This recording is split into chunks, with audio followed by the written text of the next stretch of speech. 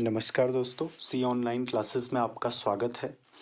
और हम आज बौद्ध धर्म पे जो इसमें इम्पोर्टेंट क्वेश्चन है वो सीरीज लेके आए हैं। तो बौद्ध धर्म ग्रंथों की रचना किस भाषा में की गई थी? तो बौद्ध धर्म ग्रंथों की रचना पाली भाषा में की गई थी।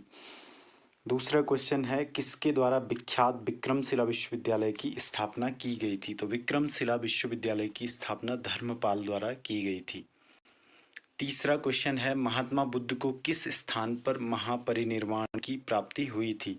तो महात्मा बुद्ध को महापरिनिर्वाण की प्राप्ति हुई थी। महात्मा बुद्ध को महापरिनिर्वाण पावापुरी में प्राप्त हुआ था। अगला क्वेश्चन है, बौद्ध धर्म के उपदेश किसके शासनकाल में दिए गए थे? तो बौद्ध धर्म के उपदेश बिंबिसार के शासनकाल में दिए गए थे। इसमें कंफ्यूज नहीं होना है, बिंबिसार और बिंदुसार अलग अलग हैं। बिंदुसार मौर्य थे और बिंबिसार हर्यक थे। तो बिंबिसार के शासनकाल में बौद्ध धर्म के उपदेश दिए गए थे। बोध गया किस राज्य में स्थित है? तो बोध गया बिहार में स्थित है। महात्मा बुद्ध ने अपना प्रथम उपदेश कहाँ दिया था? तो महात्मा बुद्ध ने अपना प्रथम उपदेश सारनाथ में दिया था। नेक्स्ट जो क्वेश्चन है हमारा वो है, बोधिसत्व पद्म प्राणी का चित्र सर्वाधिक प्रसिद्ध है जो प्रायः चित्रकारी में है, तो कहाँ पे है? ये है आपका अजंता में। तो बोधिसत्व पद्म प्राणी का सर्वाधिक प्रसिद्ध चित्र अजंता में है।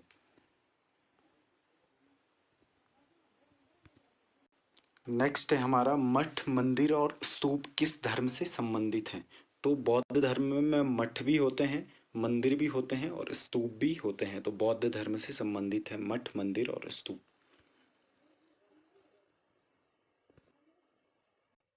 नेक्स्ट जो क्वेश्चन है हमारा वो है, बौद्ध धर्म ग्रहण करने वाली पहली महिला कौन थी?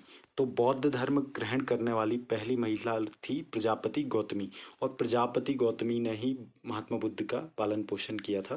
प्रजापति गौतमी जो थी वो महात्मा बुद्ध की मौसी थी।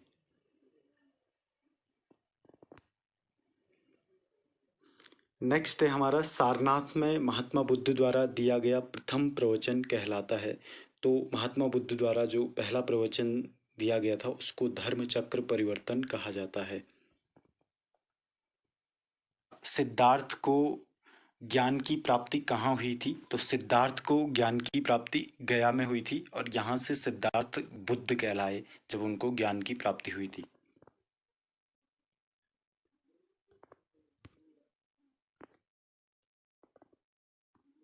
बौद्ध धर्म के प्रचार के लिए किस भाषा का सर्वाधिक प्रयोग हुआ था?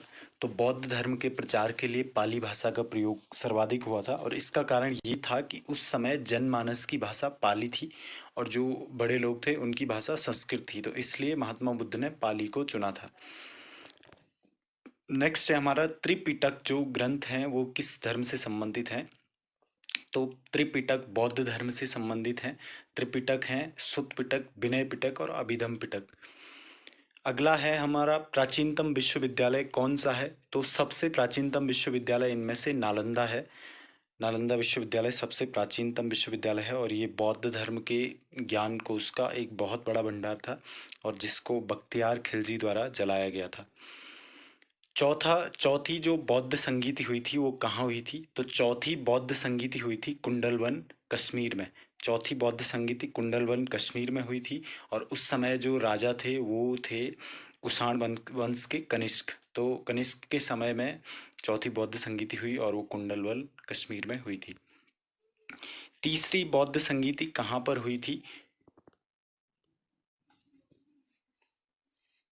तीसरी जो हमारी बौद्ध संगीति हुई थी वो हुई थी पाटलिपुत्र में। और पाटलिपुत्र में ये बौद्ध संगीति 251 ईसा पूर्व में हुई थी और उस समय अशोक राजा थे और मोगली पुत्र तिस्त इस बौद्ध संगीति के अध्यक्ष थे। अगला है हमारा, नागार्जुन कौन थे? तो नागार्जुन एक महान बौद्ध विद्वान थे, एक महान बौद्ध दार्शनिक थे। तो इसका आंसर है बौद्ध दार्शनिक। नागार्जुन एक बौद्ध दार्शनिक थे। नेक्स्ट है हमारा, दिलवाड़ा के जैन मंदिरों का निर्माण किसने करवाया था? तो दिलवाड़ा के जैन मंदिरों का निर्माण करवाया था चालुक्यों ने और इनको सोलंकी भी कहा जाता है। तो दिलवाड़ा के जैन मंदिरों का निर्माण अगर ये पूछा जाए तो इसका आंसर एक है आपका चालुक्यों ने। अगर सोलंकियाँ भी लिखा होगा तो सोलंकी भी इसका आंसर होगा। बुद्ध द्वारा भिक्षुणी संघ की स्थापना कहाँ की गई थी? तो बुद्ध द्वारा भिक्षुणी संघ की स्थापना वैशाली में की गई थी। बुद्ध के गृह त्याग का प्रतीक कौन सा पशु है? तो बुद्ध के गृह त्याग का प्रतीक घोड़ा है। घोड़े को महात्मा बुद्ध के गृह त्याग का प्रतीक माना जाता है। भगवान महावीर का प्रथम शिष्य कौन था? तो महावीर का जो प्रथम शिष्य था वो जमाली था। और आजीविक संप्रदाय के संस्थापक कौन थे? तो आजीविक संप्रदाय के संस्थापक था मखली गोसाल। तो मखली गोसाल आजीविक संप्रदाय के संस्थापक थे।